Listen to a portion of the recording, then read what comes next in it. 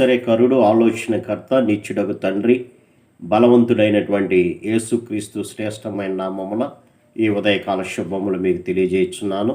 ఈ దిన దేవుని యొక్క వాక్య ధ్యానము, నా యొద్దకు వచ్చు వారిని నేనెంత మాత్రమును త్రోసివేయను. యోహాను సువార్త 6వ అధ్యాయము 37వ వచనం.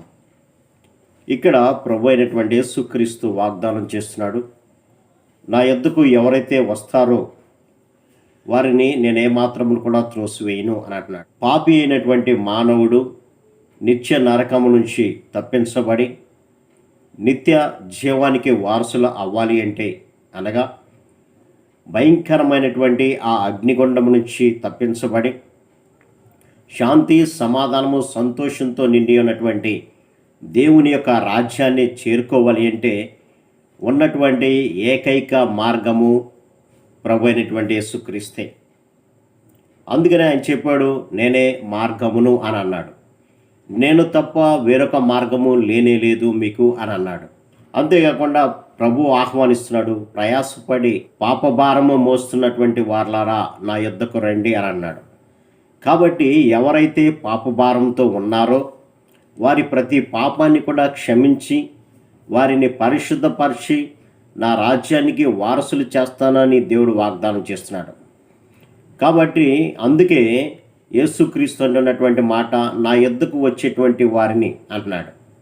ఒకవేళ వారు ఎటువంటి ఘోరమైనటువంటి పాపము కలిగి ఉన్నా, అనగా వారి యొక్క పాపాలు రక్తం వలె ఎర్రగా ఉన్నా, కెంపు వలె ఎర్రగా ఉన్నా, వాటిని తీసివేసి వారిని పరిశుద్ధపరిచి తన రాజ్యానికి వారసులు చేస్తాను అని అంటాడు. కాబట్టి ఈ లోకంలో జీవిస్తున్నటువంటి ప్రతి ఒక్కరు కూడా పాపులే అని అన్ని మత గ్రంథాలు కూడా తెలియజేస్తున్నాయి. కాబట్టి అటువంటి పాపి అయినటువంటి మానవుడు పరిశుద్ధపరచబడాలి అంటే రక్తము చిందించబడాలి ప్రియులారా. ఆ రక్తము పవిత్రమైనదై ఉండాలి, నిష్కలంకమైనదై ఉండాలి, నిర్దోషమై ఉండాలి అని ప్రతి మత గ్రంథం కూడా తెలియజేస్తుంది. కానీ అటువంటి రక్తం ఏది కూడా భూమి మీద లేదు. అందుకే ప్రభు అయినటువంటి యేసుక్రీస్తు తాను భూమి మీదకి ఒక పవిత్రమైనటువంటి నిర్దోషమైనటువంటి వాడిగా ఈ లోకానికి వచ్చి సమస్త మానవాళి రక్షణార్థమై, సమస్త మానవాళి పాప క్షమాపణ నిమిత్తమై యేసుక్రీస్తు కల్వరి శిలువలో తన రక్తాన్ని కార్చాడు. జాతి లేదు, మతము లేదు, కులము లేదు, ఏ ప్రాంతము వారైనా సరే తన యొక్క ఆత్మను రక్షించుకోవాలి అని ఎవరైతే యేసుక్రీస్తు వద్దకు వస్తారో వారికి దేవుడిస్తున్నటువంటి గొప్ప వాగ్దానం, నేనెంత మాత్రమును కూడా వారిని త్రోసివేయను అని అంటున్నాడు. కాబట్టి పాప క్షమాపణకు ఏకైక మార్గము యేసుక్రీస్తే. ఈ లోకంలో పాప క్షమాపణకు వేరే మార్గం అనేది లేదు.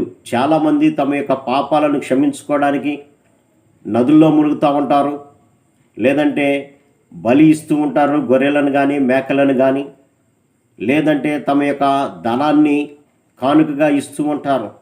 కానీ ఇవేమీ కూడా మానవుని యొక్క ఆత్మను రక్షించలేవు అనే సత్యాన్ని గమనించాలి. ఎందుకంటే అన్ని మత గ్రంథాలు కూడా తెలియపరుస్తుంది, రక్తము చిందించితేనే పాప క్షమాపణ అని. కాబట్టి ఆ రక్తము యేసుక్రీస్తు మాత్రమే అనే సత్యాన్ని మీరు గమనించినట్లయితే, ఆయన యొద్దకు వచ్చినట్లయితే మనం ఎంత ఘోర పాపాత్ములైనా, ఏ దేశస్థులైనా, ఏ కులస్థులైనా వారందరినీ కూడా క్షమించి పాపము నుంచి విడుదల చేసి ఆయన రాజ్యానికి వారసులు చేస్తానని వాగ్దానం చేస్తున్నాడు. కాబట్టి ఆ వాగ్దానాన్ని విశ్వసిద్దాం, పాప క్షమాపణ పొందుకుందాం, ఆ యొక్క నిత్య నరకం నుంచి లేదంటే మరణము నుంచి తప్పించబడి ఆయన రాజ్యంలో చేరదాం. అట్టి కృపా పరిశుద్ధాత్మ దేవుడు మనందరికీ దయచేయను గాక. ఆమెన్. ప్రార్థన. సర్వశక్తుడా, ప్రేమ గల మా తండ్రి, మీరు ఇచ్చినటువంటి శ్రేష్టమైన మాటలను బట్టి మీకు వందనాలు తండ్రి.